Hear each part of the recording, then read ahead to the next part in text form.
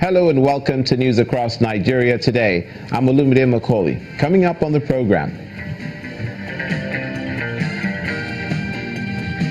it's official as President Muhammadu Buhari signs 2018 budget into law.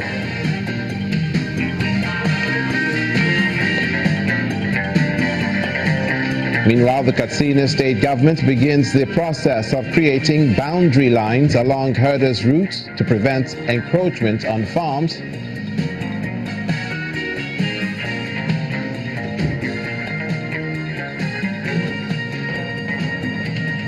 Plus, we'll take a look at the spate of accidents on Lagos roads and what the authorities are doing about it.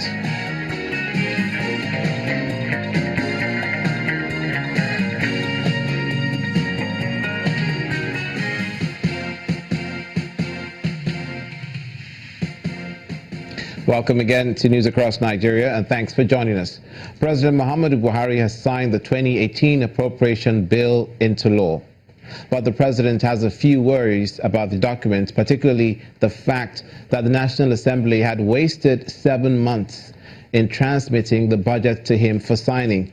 He's also observed that the budget for critical infrastructure was reduced and the expenditure for the National Assembly was increased instead. He says the National Assembly made cuts amounting to 347 billion naira in the allocation to 4,700 projects submitted to them for consideration and introduced 6,403 projects of their own amounting to 578 billion naira. Notwithstanding the delay this year, I am determined to continue to work with the National Assembly towards improving the budgeting process and restoring our country to the January-December fiscal cycle. I note with pleasure that the National Assembly is working on the enactment of an organic budget law so as to improve the efficiency and the nation's budgetary process. I am concerned about some of the changes that the National Assembly has made to the budget proposals that I presented. The logic behind the constitutional direction that budgets should be proposed by the executive is that it is the executive that knows and defines the policies and projects. Unfortunately, that has not been given much regard in what has been sent to me. The National Assembly made cuts amounting to 347 billion naira in the allocation to 4,700 projects submitted to them for consideration and introduced 6,403 projects of their own amounting to 578 billion naira. Many of the projects cut are critical and may be difficult, if not impossible, to implement with the reduced allocation. Some of the new projects inserted by the National Assembly have not been properly conceptualized, designed, and costed, and will therefore be difficult to execute. Another area of concern is the increase by the National Assembly of the provisions for statutory transfers by an aggregate of 73.96 billion naira. Most of these increases are for recurrent expenditure at a time we are trying to keep down the cost of governance. An example of this increase is the budget of the National Assembly itself, which has increased by 14.5 billion naira, from 125 billion naira to 139.5 billion naira, without any discussion with the executive. President Muhammadu Buhari of the Federal Republic of Nigeria. Let's get a deeper angle to this. Now, we have an economic analyst, the managing director of Kari Assets, Mr. Johnson Chukwu, joining us live. Thank you for being with us on News Across Nigeria. My pleasure.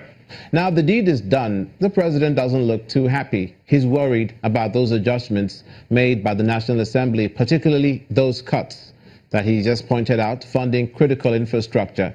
How significant is this that has gotten him so concerned?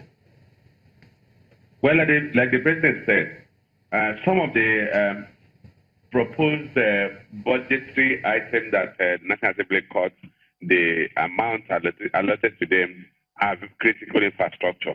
And some of them may actually be projects that are already in midstream in terms of implementation. And if you stop such projects, you're actually going to end up with a lot of abandoned projects in the country.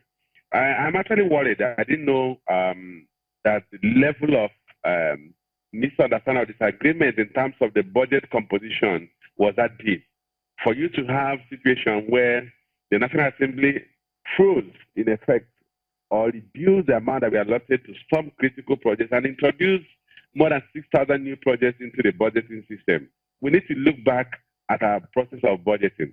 And I think that's, for me, that's where the leadership, that I challenge the leadership in the National Assembly and the presidency to come to elevate themselves to the level of being altruistic as it relates to the national issues. And let me explain to you what I mean by this. In the first place, in other countries, in other presidential democracies, the National Assembly members that are influential will bring projects that they want to be included in the budget to the executive. The executive review those budgets, get a valuation for them, get a quantity analysis of those projects, and determine if they will fit into the national interest. And where they do, they will be including the budget. It is not for National Assembly members to begin to insert projects into the budget. I thought we've gone beyond that. If you can't remember. Okay, Mr. Johnson, let's move on to something else. Half the year is gone already. It's obvious that security is being given priority. What other critical areas do you think need immediate attention? Infrastructure. Of course, we know that can be overstated. If you look at the budget, the original provision the president had in the budget was 555 billion. The National Assembly increased by 106 billion. Obviously, that might be part of what they have included for themselves. But we need to invest heavily in infrastructure, transport infrastructure, most importantly, power infrastructure. The government still has control over the transmission grid. They need to put a lot more money into the transmission grid so that we can wheel out the power that's being generated if the power is actually being generated. Okay. The horse has already left the stable as far as that is concerned because the budget has already been signed, the money already allocated. Are you concerned about how it will be implemented and how the budget will be spent in those areas that are of concern? Yes, I am. Two factors. The presidency has just said that some of the items included in the budget is difficult to implement. They didn't go through the process. Two, that some projects that have originally included by the presidency have had their allocations cut down and therefore cannot be conclusively implemented. But that factor that I have concerned to me is value for money. If budgetary provisions are made without going to what we may call fair assessment of its economic value, its relevance, and then the cost of implementing that relative to the opportunity cost of the funds that we're going to put in there, then you might not get full value for money. Okay. So those two factors are concerned to me. Okay, let's take a look quickly at the budget deficits of the states and at the federal government level, how much they can deliver in terms of those needs such as infrastructure and social investment for those states who've signed their budgets.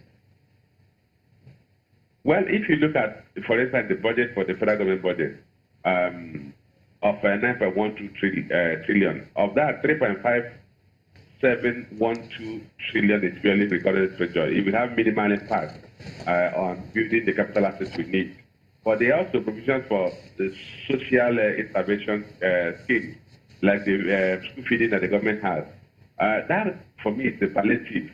They say that you can provide one good meal or two good meals for school children, but the fundamental issue is building the income level of the families, which is the center of homes where children come up. So we need to implement budget in such a way that will enhance the capacity of the economy to direct employment, so that not only at the federal level, even at the state level. Thank you, Mr. Johnson. Mr. Johnson Chukwu, thank you so much for speaking with us, for your insights on this issue concerning the budget. Mr. Johnson Chukwu is the Managing Director of Carry Assets and Economic Analyst. You're watching news across Nigeria. Coming up, Katsina State begins the process of creating boundary lines along the herders' routes to prevent encroachment on farms. Please stay with us.